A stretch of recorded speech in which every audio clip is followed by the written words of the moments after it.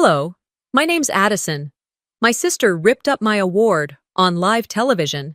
She smiled when she did it, said I didn't deserve it. But what if I told you? That wasn't the first time. The first time was quieter. A name removed here. A speech reassigned there. And every time I stayed silent, thinking I was keeping the peace, was I really just giving her permission? They say family forgives, but what if the one who betrays you wears your last name? I arrived early. I always do when something matters. The hall smelled like polished wood and too much coffee, just like every event I've ever helped plan. Houston's humidity clung to my blouse, but the breeze sneaking in through the side doors offered enough relief to pretend it was a fall afternoon worth remembering. The community hall wasn't new. In fact, it was the kind of place that whispered stories through its worn floorboards. I'd spent 6 years of my life helping redesign this building, restoring it, advocating for city funds, organizing volunteers. It wasn't mine, but it felt like mine. Not in the way of ownership, more like stewardship. I never expected applause for any of it. This award ceremony wasn't about glory. It was about honoring people who worked quietly, steadily. People like my mother, who never made a speech but made a difference. She'd passed 5 years ago, but her fingerprints were all over this city. In gardens she planted, benches she donated, kids she mentored. I wasn't here for validation. I was here to represent that legacy. As I paced the edges of the stage, a clipboard-wielding coordinator barked rehearsal orders. I half-listened, scanning for the section that listed presenters. When the program director tapped the mic, I stopped mid-step. All right, folks, for this year's awards evening, we're thrilled to welcome a familiar face to MC the ceremony, Vera Quenby. There was polite applause, maybe even excitement. But I didn't clap. I couldn't. Vera, my sister. She wasn't on the committee. She didn't even live in Houston anymore. She hadn't attended any planning meetings, hadn't answered my calls in months. And now, out of nowhere, she was the host. I stood there, hands stiff at my sides, pretending not to react. Pretending I hadn't just been gut-punched in front of 20 colleagues and community leaders. I swallowed hard. I didn't want anyone to see me flinch.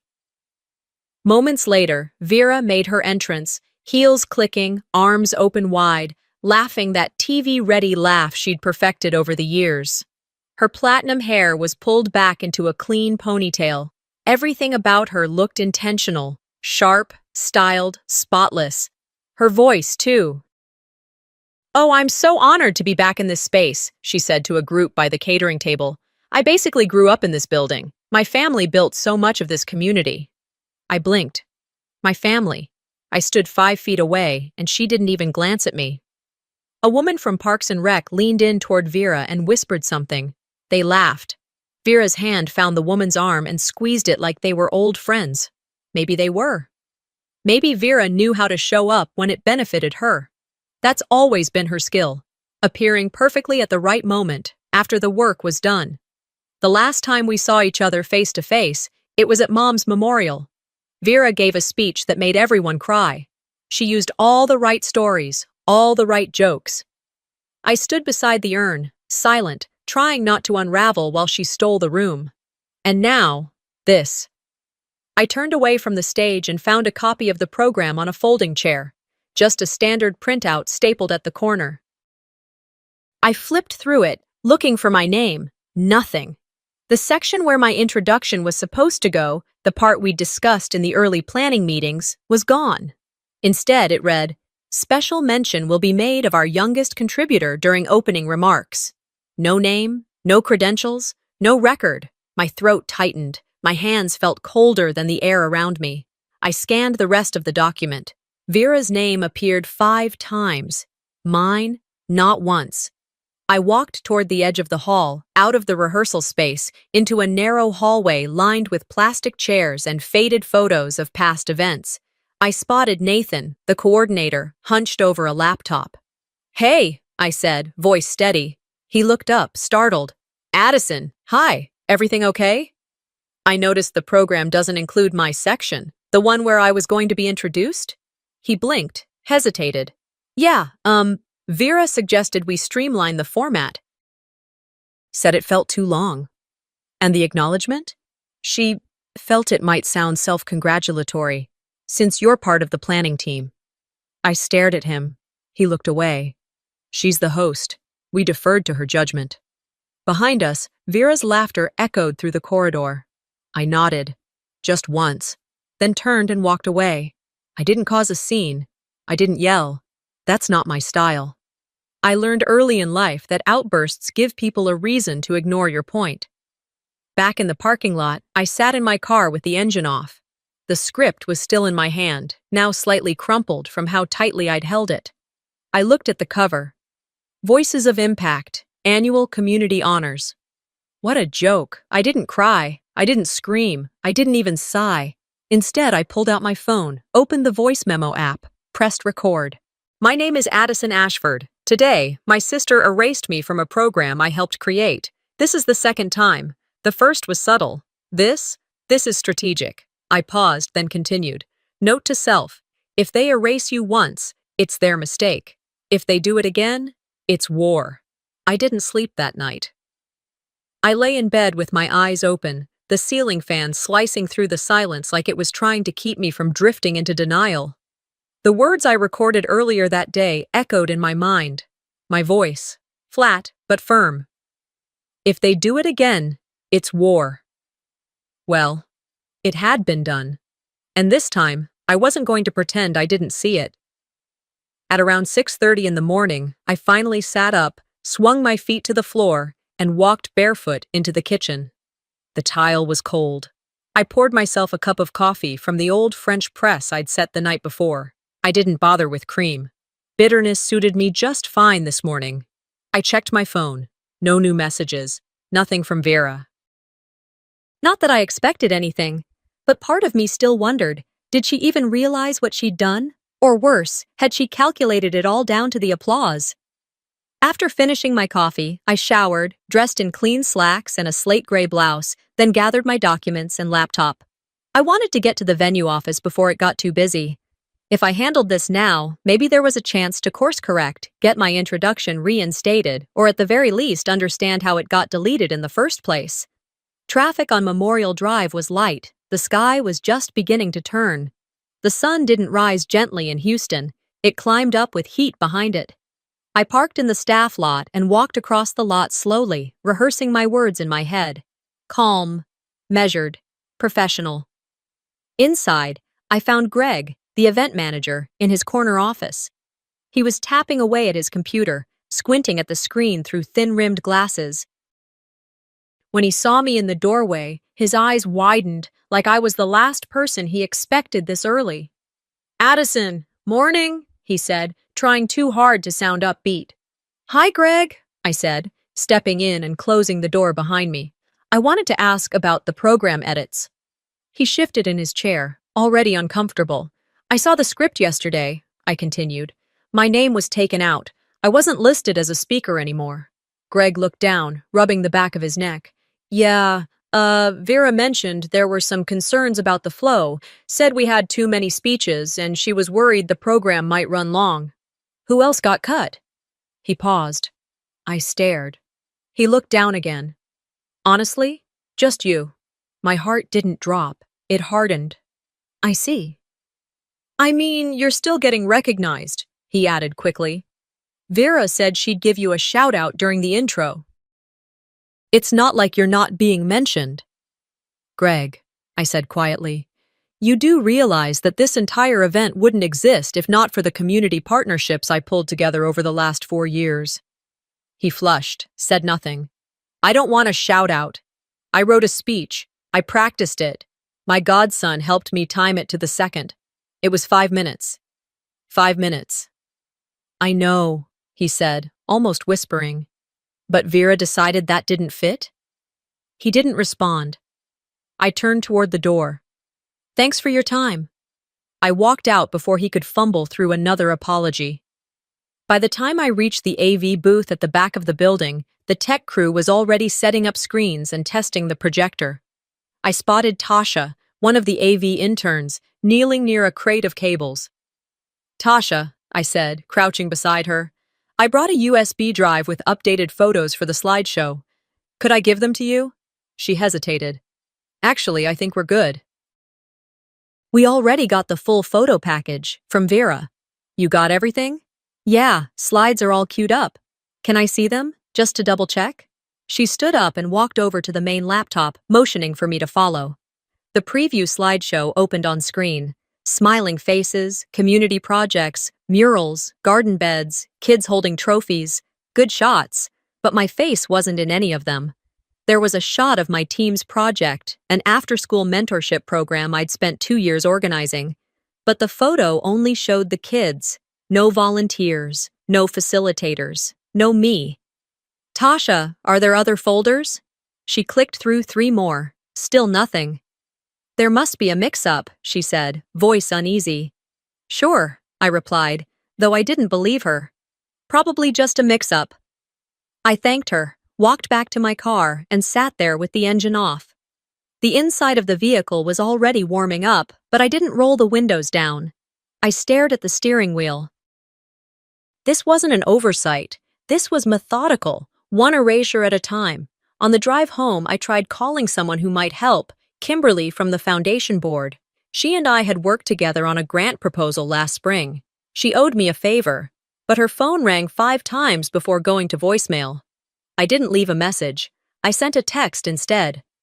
Hi, can we talk for 5 minutes? Urgent. An hour passed. No reply. By the time I got back to my apartment, it was just past noon. I changed into a worn cotton tee, kicked off my shoes, and flopped onto the couch. I kept my phone on the armrest, watching the screen for any movement. Nothing. It had started. People were choosing sides, and no one wanted to be on mine. Not if Vera was standing on the other. I made lunch, leftover quinoa, roasted vegetables, and hummus. I couldn't taste any of it. By mid-afternoon, the air inside felt stale. I opened the window, hoping the faint breeze would shift something in me. Instead, my mind drifted back. Senior year of high school. Vera had been nominated for Most Inspiring Student. I was in the art club then. I'd designed her entire campaign, posters, flyers, even a short video montage. She won, of course. Standing on stage in her navy blue dress, she gave a perfect acceptance speech, full of charm, wit, and dramatic pauses. After the ceremony, I walked up to her, holding the poster with her name in bold gold letters. You forgot to mention me, I'd said, not accusing, just confused. She had smiled, tapping the paper. You don't do these things to be noticed, right? And just like that, she walked away. That sentence never left me. Now, nearly 2 decades later, the playbook hadn't changed. Only the stage had gotten bigger. I stood in front of my bathroom mirror, studying my reflection. My face looked tired, yes, but not weak.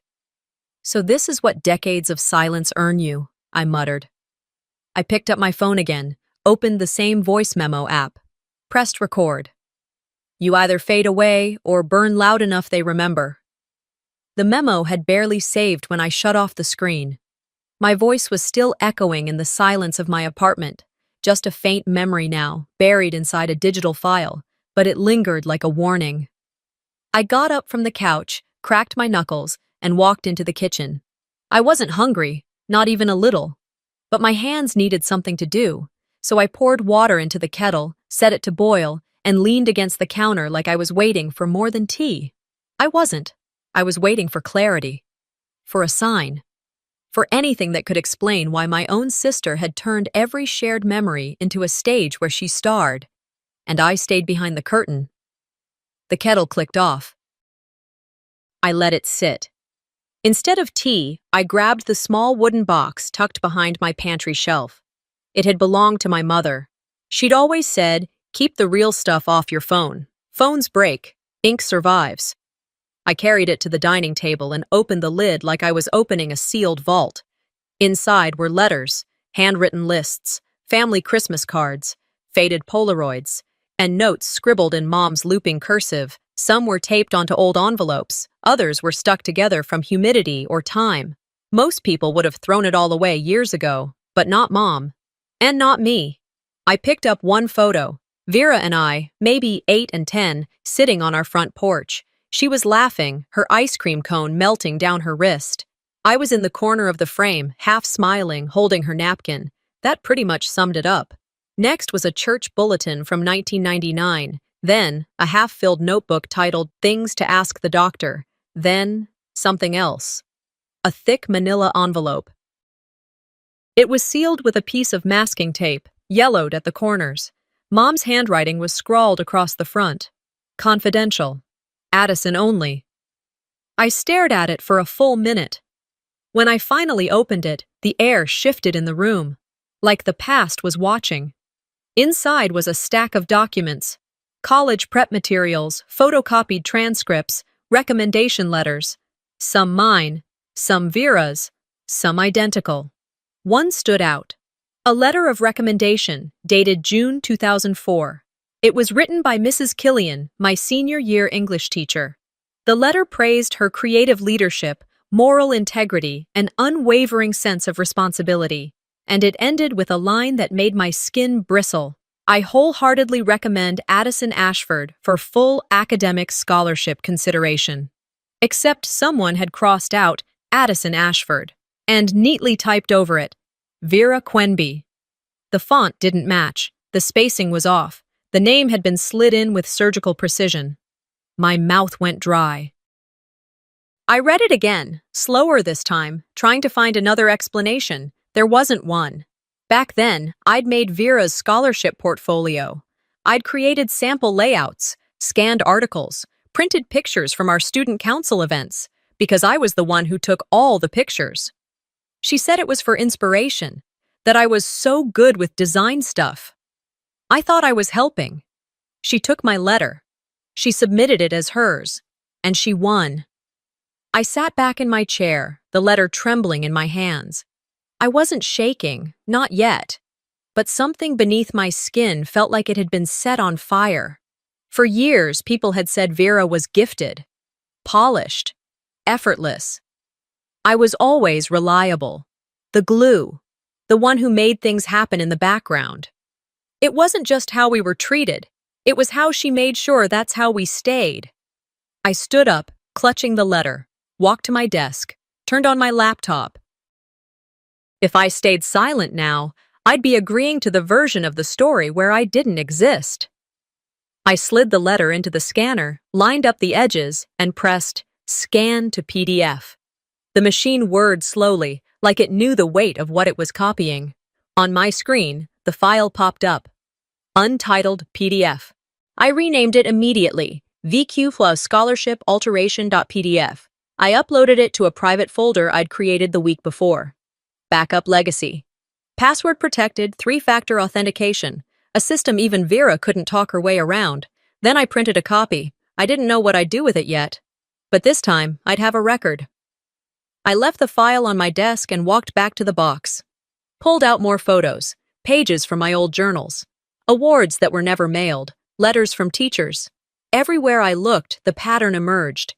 Addison supported. Vera celebrated. Always. I picked up a photo of us from college. She was standing on the steps of her dorm, waving, surrounded by new friends. I was behind the camera, again. I'd driven her to orientation, then gone home to take care of Grandma while my own college dreams waited just one more semester. That semester had turned into a year, and eventually, it turned into never. She'd told people I chose not to go. That it wasn't my thing, like she could reframe sacrifice into apathy. I sat down on the couch, resting the picture on my lap. It wasn't jealousy. It wasn't even rage. It was the weight of betrayal so casual, so long-lasting, that it felt like breathing. I opened my phone, pressed record. "My name is Addison Ashford," I said, voice low. And for most of my life, I thought my silence was grace, that letting my sister shine was the right thing to do, that being invisible was a price worth paying for peace. I swallowed, let the pause sit. But this was never about awards. It was about visibility. And I'm done disappearing. I ended the recording. Saved it. This one didn't need a clever name. I just labeled it Truth. The message sat there on my screen, bright and nauseatingly cheerful. "Hey! Hope you're prepping for the big night." I stared at the smiley face for a long time. That tiny curved line, just 2 dots and a grin, did more to ignite me than all the weeks of silence and backdoor sabotage combined. I didn't respond right away. I put the phone face down, walked to the window, and cracked it open just enough to feel the city's heaviness slide in. Houston wasn't kind in early spring, muggy, unpredictable, too loud in some places and too fake in others. But right now, it felt honest. The kind of air that tells you it's time to act. I picked up the phone again. My fingers hovered over the keyboard. Then I typed back exactly what I meant. Your smiley face won't erase your tracks. No punctuation, no emojis, just truth. I locked my phone and set it aside, but my pulse didn't slow. I needed to see what else she'd done. Before I could overthink it, I opened my laptop and pulled up Facebook. Not my own page, I rarely posted anymore, but I searched Sloane's name. She and I had worked together for 6 years at the foundation. She was the one I called when I had too many ideas and not enough time. She'd proofread my grant proposals, pushed me to speak up in meetings. She used to say things like, "Addison, you're the backbone of this place." That was before Vera re-entered the picture. Sloane's newest video had gone up the night before, a recap of the award rehearsal with a smiling thumbnail of the auditorium. I clicked. The footage wasn't anything special, B-roll of the hall being set up, clips of Vera on stage practicing her intro, shots of volunteers moving chairs. At first, it looked harmless, until I realized not once was I shown, not even in the background. My name wasn't mentioned in the captions. And when Vera joked on camera about how some people take credit for things they didn't build, Sloane had left it in. The comments under the post made it worse. Is this the Addison drama? She seems bitter. Typical. Do a little work and want a trophy. I closed the video and sat back. Sloane didn't just ignore what was happening, she amplified it. She made it easier for people to believe I was the problem. And that, more than anything, made me furious. I wasn't about to let someone who knew me, who benefited from my work, pretend I didn't exist. So I made a call. It rang 3 times before Marjorie answered. Addison? Her voice was cautious. Tired. I won't take long, I said. I need one answer. A pause. Okay. You don't have to pick sides, but I need to know who submitted the final script to the board. Another pause. Vera, she finally said. She hand-delivered it. I let that sit. Thank you, I said. That's all I needed. I hung up before she could ask questions. I grabbed my keys and left the apartment. 10 minutes later, I was parked outside the coffee shop where Sloane and I used to meet every Thursday morning. She was already there, sitting by the window with her phone in one hand and her iced matcha in the other. She smiled when she saw me, but it didn't reach her eyes. I walked in, ordered a coffee I didn't want, and sat across from her. Addison? She said like she'd just bumped into me at Target. It's been a minute. I got straight to it. I saw the video. She tilted her head slightly. You mean the rehearsal recap? You know what I mean. She set her drink down slowly. Look, it's just an overview. People were asking for behind-the-scenes stuff. It's not about you or Vera. Right, I said. It's just conveniently missing everything I did, and it keeps every word she said. Sloane sighed, like this was exhausting for her. I didn't want to get in the middle, Addison. This whole thing's messy. There is no middle, Sloane, I said quietly. There's what happened, and what people like you let slide. She blinked. You could have called me. You could have asked. Instead, you gave her the microphone again. I didn't want the drama. By staying quiet, you became part of it. I stood up. Her eyes narrowed just a little. Are you trying to make me feel guilty? I don't have to, I said. That's between you and your reflection. I walked out without finishing my coffee. Back home, I opened my laptop and got to work. No more reacting. Now it was about documenting. I uploaded the scanned letter from the scholarship file, added my old speech draft, saved screenshots of Vera's edits to the program, and made a digital timeline. I labeled the folder, Visibility versus Erasure. This wasn't about revenge, it was about creating a record. That night, as I was winding down, a new message popped up. From Vera. Hey, just saw Sloane's video. Love that you weren't in it. No smiley face this time. Just a laugh. She wasn't even hiding anymore, and I wasn't waiting anymore. I typed back, "I'm done being quiet." After I hit send on that last message to Vera, I turned off my phone, laid its screen down on the nightstand, and exhaled slowly into the quiet of my apartment. There was no drama to the moment, no music swelling in the background, just me, a glass of water half finished, and the sound of the fridge humming behind me. It was the kind of quiet that felt earned, like the eye of a storm. The next morning, I woke before my alarm. Sunlight hadn't broken through yet, but the air was already warm, pressing through the bedroom window I'd left cracked open. I got dressed in silence, navy slacks, cream blouse, simple earrings, no layers of makeup, no bold lipstick like Vera would have worn. Just me, clear-eyed, composed. I wasn't going to play the image game. The foundation office was buzzing when I arrived, calls being answered, volunteers rearranging floral arrangements for the ceremony, printouts spread across desks.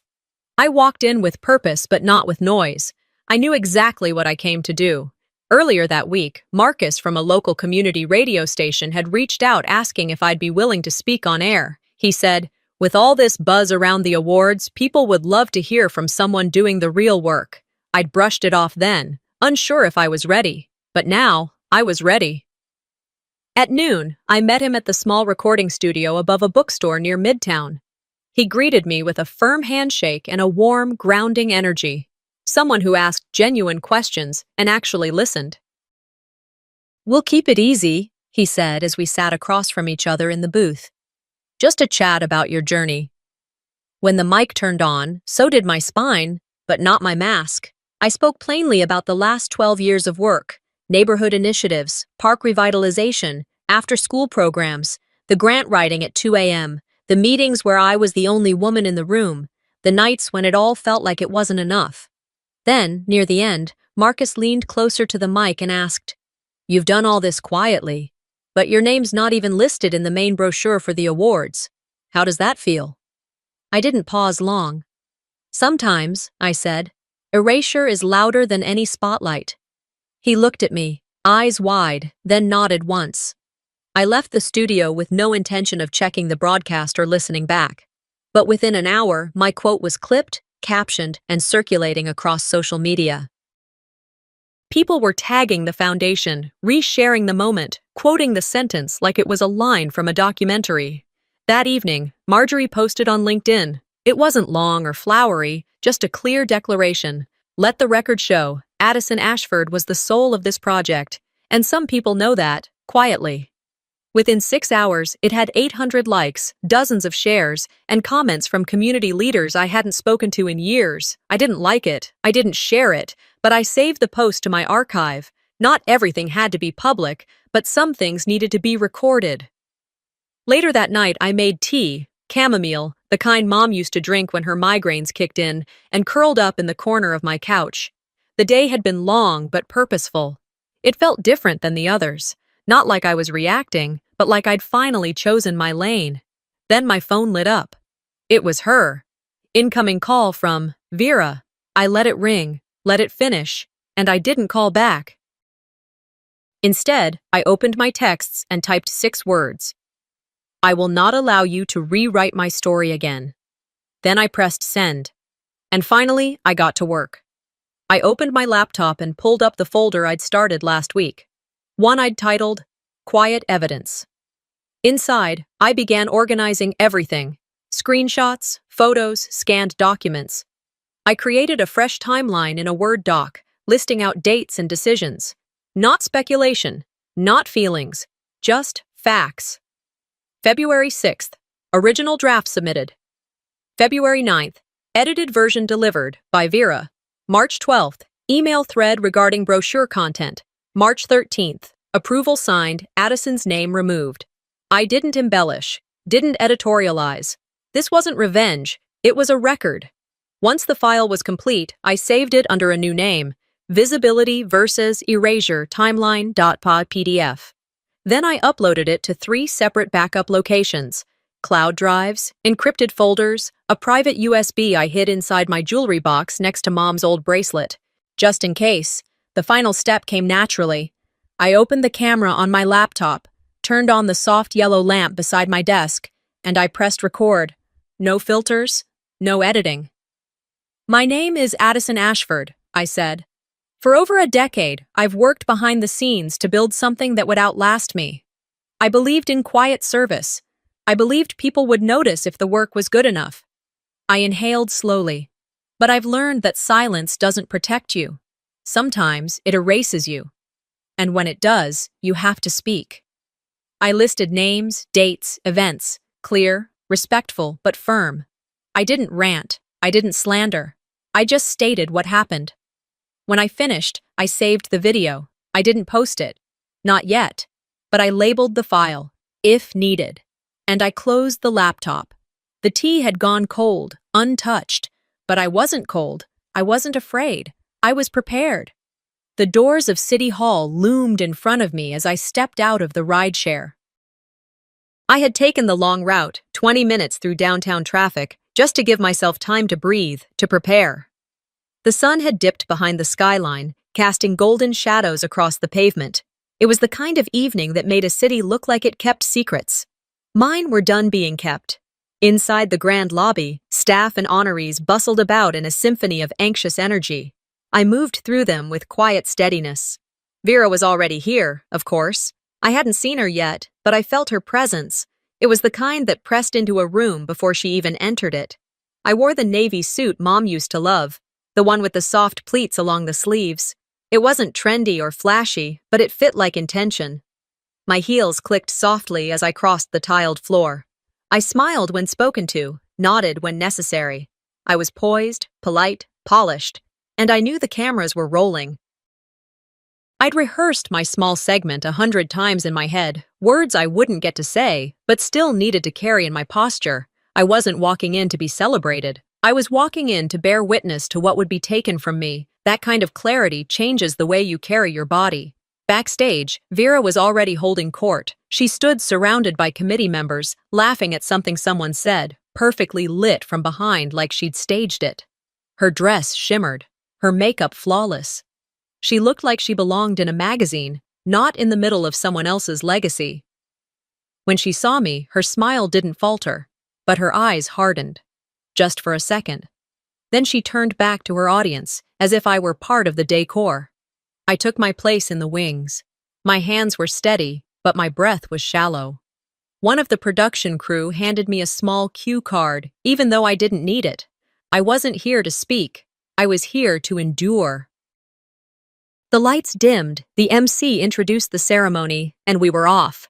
Names were read, applause followed, slideshows, speeches, awards handed out like gold stars to a classroom of well-behaved children. I waited quietly through it all, clapping when appropriate, smiling when cameras panned past. Then came the moment. Vera stepped into the spotlight.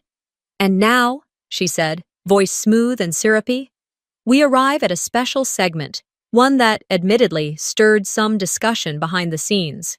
Laughter from the crowd. The kind that's more curiosity than joy. This next award," she continued, "has been a topic of conversation. Some feel it's deserved. Some, not so much."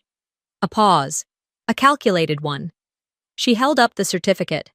My name was printed in bold script across it. "And in moments like these," she said, eyes flicking toward me, "we're reminded that recognition doesn't always equal contribution." Then she did it. She tore the certificate in half. Right there, under the lights, in front of hundreds of people. The room went utterly still. A collective breath held.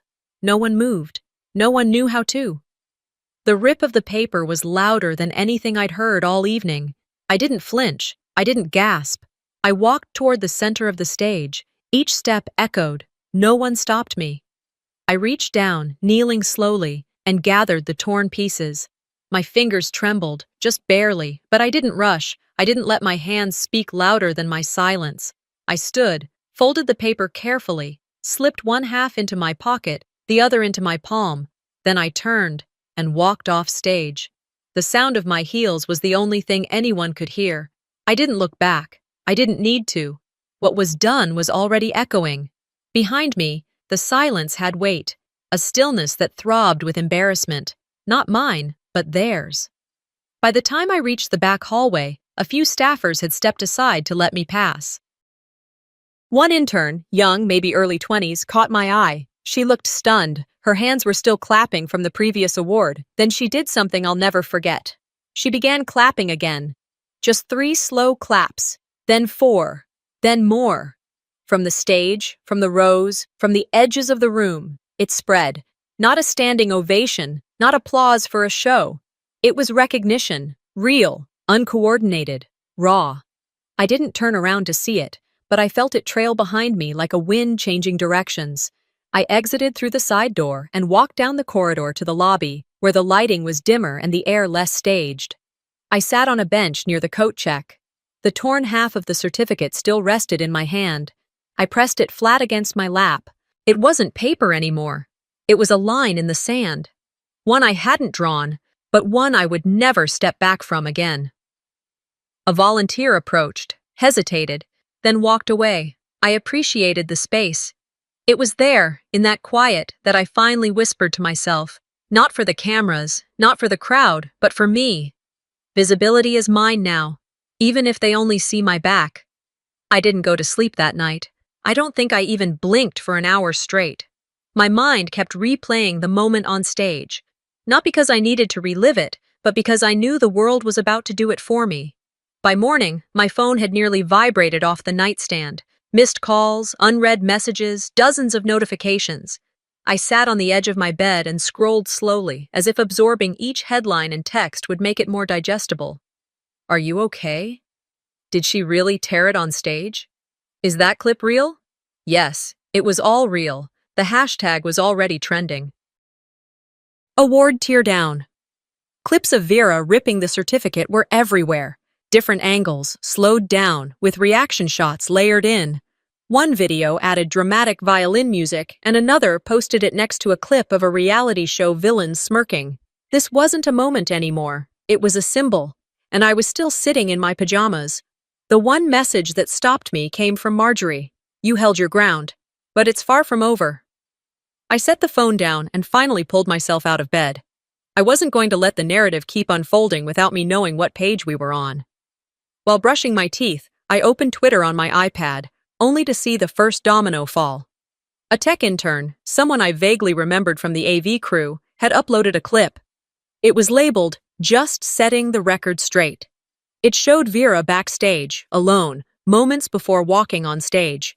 She stood next to the awards table, casually thumbing through the envelopes. She picked one up, clearly labeled Confidential Winner ID, and without hesitation slid it into her purse. Then she pulled a different envelope from her coat pocket and placed it back where the original had been. The comment section exploded. She swapped the winner card? This is literally fraud. Someone get this to the foundation board. The video was reposted hundreds of times within the hour.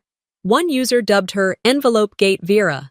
I watched the clip 3 times, once to process, twice to memorize, and then I closed the iPad. I didn't feel vindicated. I felt hollow. I had known something like this would come, but I never expected it to come from someone who used to braid my hair while we watched Saturday morning cartoons. And then, just as the dust from the video hadn't even settled, the second leak landed. A screenshot from Vera's old digital journal, dated 2 months before the award nominations had been announced. If Addison gets this award, I'll be forgotten. She's the story now, not me, and I've worked too hard to be sidelined in my own hometown. There it was, in black and white. Every suspicion, every quiet ache I'd buried under professionalism and patience, it was all validated by a paragraph typed by her own hands. The post didn't include who had leaked it. It didn't need to. The public turned instantly. Vera's once loyal followers began unfollowing by the thousands. Screenshots showed several sponsors had quietly removed her name from promotional materials. An event company she'd been scheduled to headline that summer posted a change of speaker update with no explanation. The digital world had decided. But I didn't. I stayed off social media the rest of the afternoon. Let the storm swirl without me. Around 4, a journalist called. A familiar voice from the local paper. She sounded apologetic, hesitant. Addison, we'd love to run your side of the story. What happened on that stage? People want to hear it from you. I paused before answering. The truth doesn't need a soundbite, I said. It just needs a stage. She was silent. Use what's already out there, I added gently. That's enough. I hung up, opened my laptop, and logged onto LinkedIn. Marjorie's post was still there. Quiet, understated, powerful. I didn't write a caption. I didn't tag anyone. I just reshared it and added a single emoji, an eye in a speech bubble. By evening, Vera responded the only way she knew how. A perfectly lit apology video posted to her profile, featuring soft piano music and slightly red-rimmed eyes. She wore a beige sweater, minimal makeup. The title? I acted in emotion. I'm human. She talked about miscommunication, regret, and how sometimes pressure makes people react poorly. But the comments were locked. And the most popular re-upload of her video featured a sarcastic voiceover that said, "Emotion didn't swap envelopes, Vera. You did." That comment alone had over 8,000 likes. I didn't laugh. I didn't feel triumphant. I just stood in my kitchen, stirring a pot of soup I hadn't really planned to eat, and let the moment sit. She had wanted the spotlight. Now it was burning her. I hadn't needed to do anything but tell the truth and wait for it to catch light. 3 days had passed since the award ceremony, but the city hadn't moved on. What had once been just another local recognition event had snowballed into national coverage, online debates, corporate statements, and media think pieces dissecting what really happened between the Quenby sisters. But I hadn't said a word. Not yet. Vera's publicist canceled all her scheduled appearances. No interviews, no panels. The glitzy weekend retreat she was set to headline released a vague apology and scrubbed her image from their homepage overnight. Still, there were murmurs that she was planning to reclaim her voice through a polished statement, a rebranding, a documentary even. And me? I made tea, fed my plants, walked to the community center like I always did. But something in me had shifted, quietly, but undeniably. Until now, everything I had done was defensive, reactive, holding back while dodging punches. I'd documented, saved, recorded, and archived. I'd walked out of rooms with my head high even when it burned. But now, it was time. I sat at my desk that evening, the room dim except for the desk lamp's soft glow. I opened my laptop and clicked on the video file I had saved weeks ago, my speech, the one I was never allowed to give, no edits, no commentary. Just me, standing in front of a bookshelf in my apartment, speaking with the kind of calm you can only fake after being silenced for years. It was 3 minutes and 15 seconds. I uploaded it to both my personal website and my YouTube channel, titled it simply, "The Speech They Didn't Want Me to Give." In the final seconds of the video, I looked directly at the camera and said, "And to my sister Vera, you taught me strength, even in silence." Then I hit publish and waited. Except I didn't wait very long. Within an hour, the clip was circulating. People began stitching it into their reactions, their think pieces, their commentary. Local journalists embedded it in their follow-up stories. People who had never heard of me 2 days ago were quoting that final line. Others started sharing their own stories of erasure and family dynamics, of favoritism, of betrayal behind closed doors. But nothing could have prepared me for what happened next. 2 days later, I stood at a small community breakfast event in the heart of Fifth Ward, a regular gathering where elders met with youth volunteers to talk about mentorship and heritage. I'd been attending off and on for years. This time, I was invited as a guest speaker. But before I could say a word, Henrietta stood. My grandmother had always been quiet at these events.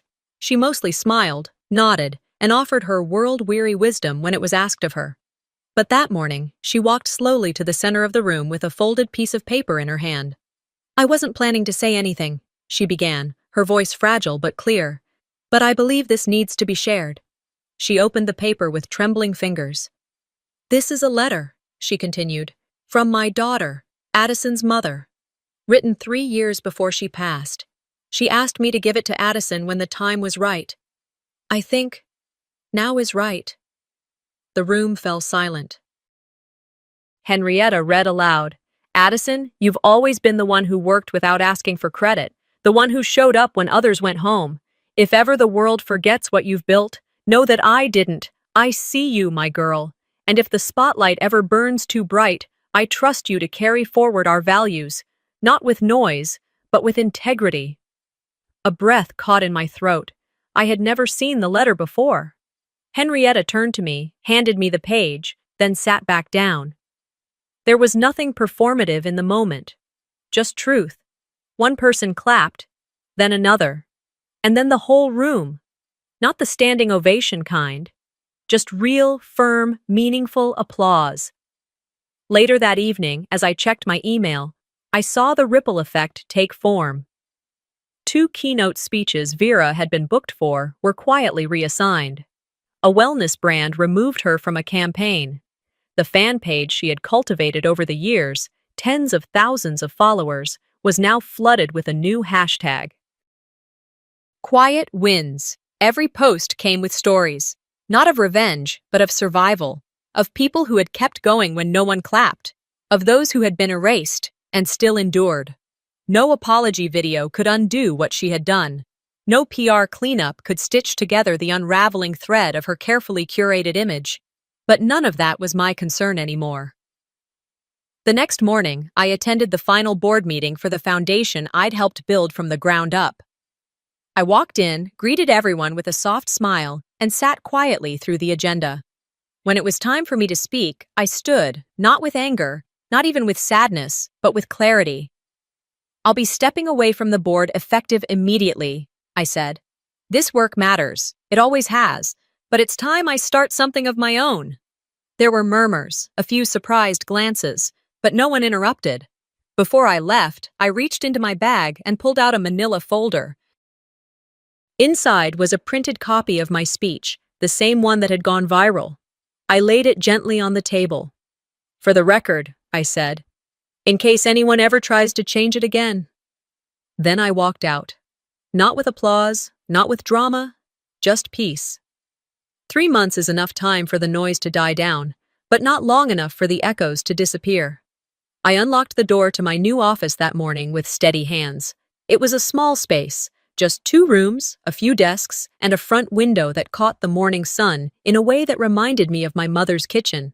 There was no lobby with rotating artwork, no PR banners, no slogan plastered across the wall, just a framed photo of Mom on the bookshelf and a modest plaque on the door that read, The Quiet Legacy Foundation. The idea had come to me 2 weeks after the board meeting. I realized I didn't want to rebuild something that had already been taken apart too many times. I wanted to build something new, from scratch, on my own terms. The foundation was dedicated to mentoring young professionals who often got overlooked, first-generation college students, career changers in their 40s, women returning to work after raising kids. People like me, people who were never flashy enough to be noticed, but always strong enough to carry the weight. We didn't do flashy launches, no press kits, just one announcement on our website. Still, it caught traction thanks to what had happened months prior. My story had become part of something bigger. A week before the launch, a popular podcast called Beneath the Applause ran a full episode titled The Silence That Spoke Louder, The Addison Ashford Case. They dissected everything. Vera's manipulation, the ceremony, the leaked footage, my recorded speech, and even Henrietta's reading of my mother's letter. They pulled in expert voices, psychologists, family dynamics specialists, community leaders. I listened to it once, on a walk around the Bayou Trail near my apartment. When it ended, I pulled out my earbuds and stood there staring at the water. It was strange hearing your life analyzed like a cautionary tale, but I didn't need to hear it again. I lived it, I whispered to myself. I don't need to relive it. So I never hit play on it again. Instead, I kept working, setting up meetings, filing nonprofit paperwork, replying to emails, picking out folding chairs. Starting from zero felt good, clean. I didn't need to prove anything. The mission spoke for itself. But somewhere else in the city, Vera was still trying to speak. I heard about her live stream from a former intern who texted, "You're not going to believe this." Curious, I searched her name on Instagram. Sure enough, there it was. She had gone live.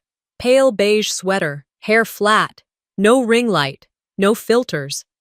Her voice was softer than I remembered, measured, like she'd practiced it too many times. I want people to understand, she said.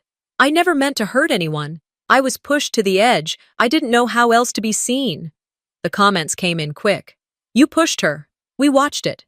This isn't a misunderstanding. This is character. You didn't get edged out. You erased her.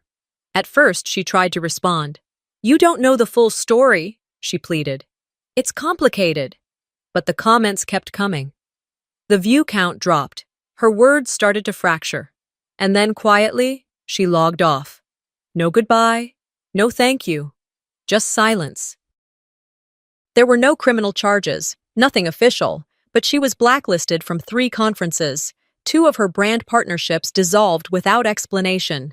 She issued a written apology to the foundation board, but it never reached the public. I was offered the chance to speak at a press event where the committee would issue a public statement recognizing the mishandling of the award. I declined. Instead, I sent 1 line for them to read on my behalf. I've said all I needed, with my actions. And that was that. The emails started slowing. The news cycle moved on. Other scandals replaced ours. People forgot Vera's name on the trending list, but I still had work to do. One Thursday afternoon, I sat on Henrietta's porch, a soft breeze curling under the hem of my jeans. She poured us both sweet tea. Too much sugar, not enough lemon, exactly the way she liked it. We watched the wind lift the corners of her faded welcome mat. She looked over at me, eyes still sharp despite the years. Do you forgive her? She asked gently. I took a sip of tea. Forgiveness isn't forgetting, I said. It's remembering without letting it rot you. Henrietta nodded like she already knew the answer. And we sat there, side by side, not needing to speak again. Because some stories don't end with applause. Some stories don't even end with justice. Some just end. But if you've told them right, if you've lived them fully, they echo. And echoes? They last longer than clapping ever could.